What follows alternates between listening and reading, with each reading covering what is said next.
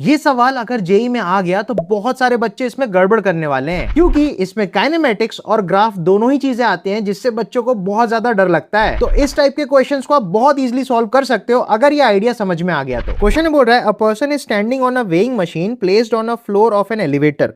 The motion of the elevator is shown in the adjacent diagram. The maximum and minimum weights recorded are 66 and 57 kg. The true weight of the person is. तो सबसे पहली चीज किसी भी graph के question में आपको देखना है y एक्सिस और x एक्सिस में कौन है। तो y एक्सिस में वेलोसिटी है और x एक्सिस में टाइम है, that is this is vt graph. तो vt ग्राफ का जो स्लोप होता है वो हमें dv by dt that is acceleration देता है।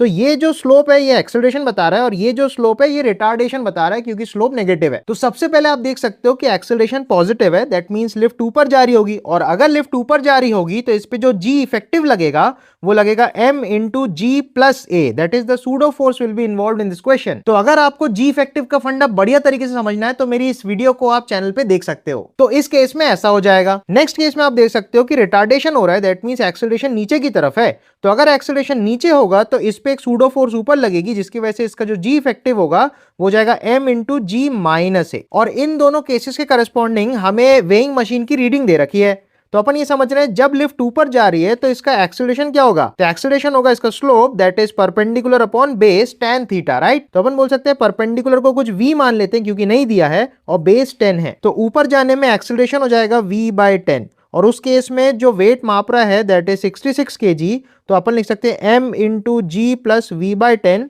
बराबर m इंटू जी। ऐसे करके वेइंग मशीन की रीडिंग लेते हैं, राइट। और जब ये लिफ्ट नीचे जा रही होगी तो अपन लिख सकते हैं m इंटू जी माइनस ए। अब यहाँ का a निकालने के लिए अगेन यहाँ का tan थीटा चाहिए, तो परपेंडिकुलर तो v हो जाएगा और बेस 20 हो जाएगा, दैट मीन्स v अपॉन 20 आप लिख सकते हो।